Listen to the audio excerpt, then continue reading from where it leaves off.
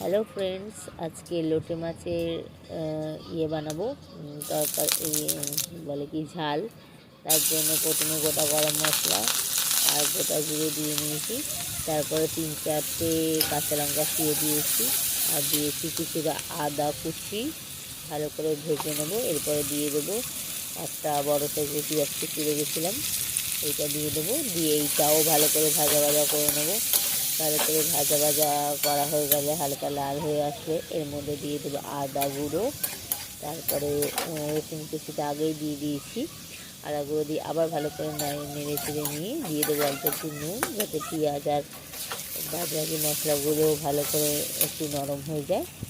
তারপরে একটু ভালো ভাজা ভাজা হয়ে গেলে দিয়ে দেবো কুচিয়ে রাখা টমেটোটা, আপনারা পেস্ট করেও দিতে পারেন। তারপরে দিয়ে নেড়ে চেড়ে নিয়ে হলুদ গুঁড়ো দেবো, তারপরে জিরে গুঁড়ো দেবো, ধনে গুঁড়ো দেবো, দিয়ে আবার ভালো করে নাড়িয়ে চাড়িয়ে মিশিয়ে নেবো। মেশানো হয়ে গেলে দিয়ে দেবো অল্প একটু কাশ্মীরি লঙ্কার গুঁড়ো কালারের জন্য।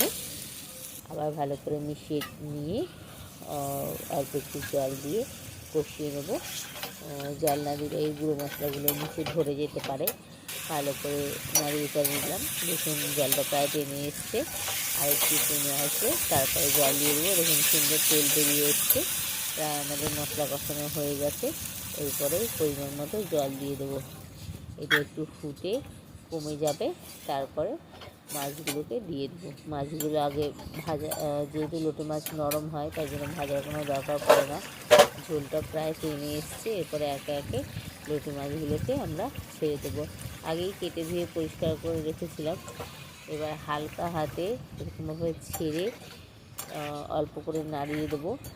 বেশি নাড়ানাড়ি করা যাবে না, কারণ এটা তো নরম মাছ, ভেঙে যেতে পারে, তাই জন্য অল্প একটু ঝোলটা টেনে গেলেই এবার এটাকে নামিয়ে নেবো।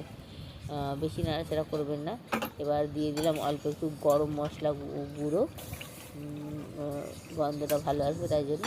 আমাদের লোটে মাছটা হয়ে গেছে, দেখুন কত সুন্দর গোটা গোটা আছে। একটা দুটো হয়তো একটু এদিক ওদিক হয়ে গেছে, কিন্তু আমাদের লোটে মাছটা সুন্দর ও গোটা গোটাই ছিল। দেখুন, দেখেই নিশ্চয়ই বুঝতে পারছেন।